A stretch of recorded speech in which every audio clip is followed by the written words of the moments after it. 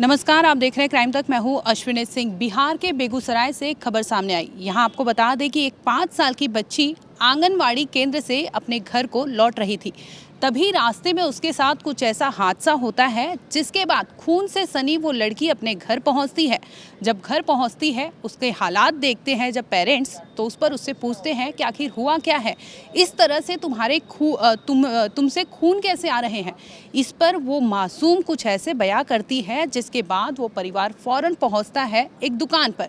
ये दुकान होता है चाय नाश्ते का, जो छोटा स्टॉल होता है वो स्टॉल होता है जहां पर बच्ची 5 साल की बच्ची अपने पेरेंट्स को लेकर उस दुकान पर जाती है और बताती है कि इस दुकान में काम करने वाला जो नाबालिग लड़का है उसने उसे बहला फुसला कर दुकान के अंदर ले गया था। उसके बाद वो शटर बंद करता है और उस दुकान के अंदर वो उस लड़की के साथ, यानी 5 साल की बच्ची के साथ रेप जैसे कांड को अंजाम देता है। इसके बाद उसका मन भर जाता है तो लड़की को डराता धमकाता है और डराने के बाद उसे भेज देता है अपने घर। जब लड़की घर जाती है और उसका हुलिया देखते हैं, तब परिवार में ये खुलासा होता है कि उस बच्ची के साथ वहाँ पर रेप जैसी वारदात को अंजाम दिया गया था। जैसे ही पेरेंट्स पहुँचते हैं उस टी स्टॉल पर और सामने आता है, वहाँ पर जो लड़का होता है उससे पकड़ा जाता है, उससे पूछा जाता है। वो फ़ौरन अपना जुर्म कबूल कर लेता है और बताता है कि हाँ, ये लड़की जब आंगनवाड़ी केंद्र से लौट रही थी अपने घर की तरफ, इसी दरमियान वो लड़की को अपने दुकान के अंदर ले गया था। जिसके बाद मामले की सूचना पुलिस को दी जाती है। फ़ौरन पुलिस मौका वारदात पर पहुंचती है और तफ्तीश करती है तो पता चलता है कि सामने ही एक मस्जिद है।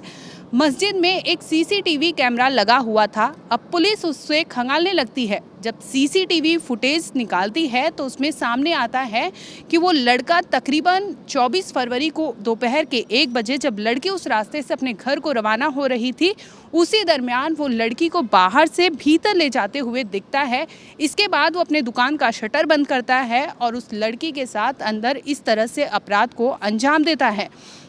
फ़ौरन पुलिस उस लड़के को गिरफ्तार करती है। मामले में ये सामने आता है कि लड़का भी जो है वो नाबालिग है, यानी उसकी उम्र जो है 18 साल से कम बताई जा रही है। जिसके बाद पुलिस तफ्तीश कर रही है और इस केस को लेकर पुलिस ने क्या बयान दिया उसे भी सुन लीजिए। को अंजाम दिया गया है, उसको पुलिस के द्वारा छानबीन किया जा रहा है। जो आरोपी है उसको पकड़ लिया गया है और जो हमारा कानूनी कार्रवाई है किया जाएगा। और बच्ची को हॉस्पिटलाइज किया गया है। बच्ची का ठीक डॉक्टर के अकॉर्डिंग डॉक्टर की मॉनिटरिंग में रखे हुए हैं। जो आगे की कार्रवाई लोगों की जाएगी और मैं सभी लोगों से अपील करना चाहती हूँ कि आप शांति व्यवस्था बनाए रखें। अभी आरोपी के द्वारा तो बताया गया है कि वो नाबालिग है, लेकिन हम लोग उसका लीगल सर्टिफिकेट देखेंगे कि क्या है उसका उम्र, क्या तो हमारा विधि सम्मत कार्रवाई है। कस्बा गांव अंतर्गत ऐसी शिकायत प्राप्त हुई है कि एक छोटी बच्ची के साथ दुष्कर्म के बाद प्रथम दृष्टया ऐसी सूचना मिली है। आरोपित से हम लोग पूछताछ कर रहे हैं और मेडिकल एग्जामिनेशन कराया जा रहा है विक्टिम का और सारा प्रोसेस फॉलो किया जा रहा है। पूछताछ के बाद हम आगे कुछ बता पाएंगे। इस केस को लेकर बता दें कि पुलिस ने एक गिरफ्तारी की है। लड़का जो है वो माइनर बताया जा रहा है। अब आपको ले चलते हैं, हमारे साथ काम कर रही साक्षी से बात करेंगे कि आखिर ऐसे मामलों में कैसे लड़कियों को बचना चाहिए, कैसे बच्चों को खुलकर अपने पेरेंट्स को बताना चाहिए।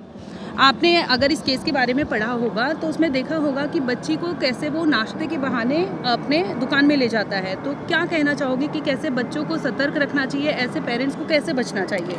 बच्चों को सतर्क रखने के लिए पहले पेरेंट्स को ही उनको गुड टच और बैड टच के बारे में बताना चाहिए बचपन से ही। मतलब मैं कहती हूँ जब बच्चा 3 साल का होता है उसे बता देना चाहिए कि क्या गुड टच है क्या बैड टच है। क्योंकि जो सबसे ज़्यादा टारगेट किए जाते हैं ना, वो 3 से 8 साल के बच्चे, खासकर लड़कियाँ ये टारगेट की जाती है। क्योंकि ये ना आसानी से ही लोग इनको बहका देते हैं चॉकलेट के लिए। वो उनको कुछ भी दिया जाए, उनको सबसे पहले आके अपने पेरेंट्स को बताना चाहिए कि आज उन अंकल ने मुझे ये दिया, आज उन अंकल ने मुझे वो दिया।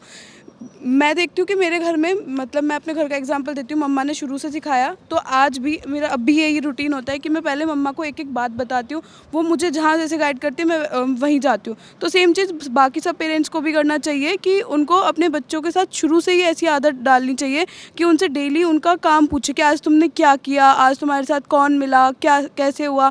और अगर कोई बताए कि मम्मा उसने ऐसे किया तो उनको समझाना चाहिए कि बेटा ये बैड टच है, उन अंकल से दूर रहना या फिर उन आंटी से दूर रहना, उनसे बात मत करना। तो आई थिंक मुझे ये लगता है कि ये सभी करना चाहिए और ऐसे ही उनको बचाना चाहिए अपने बच्चों को। साक्षी ने बहुत ही अच्छे पॉइंट्स का यहाँ पर जिक्र किया। आपको बता दें कि ऐसे अमूमन हमने कई केसेस, लगभग 1-2 केसेस आपको रोज़ हम अपडेट कराते हैं, जिसमें चाहे वो माइनर हो, चाहे वो लड़कियां हो, चाहे महिलाएं हो, चाहे कामकाजी महिलाएं हो, अमूमन आपने कई खबरें देखी होगी। कोई भी सिटी ऐसा बसता नहीं है, चाहे वो मुंबई की बात कर ले, चाहे केरल की बात कर ले, चाहे चेन्नई की बात कर ले, चाहे उड़ीसा की बात कर ले, तमाम जगहों से ऐसी खबर आती रहती है, हम रिपोर्ट करते रहते हैं, जिस पर आपने देखा होगा कि क्राइम अगेंस्ट वीमेन किस तरह से इसका लेवल बढ़ता जा रहा है।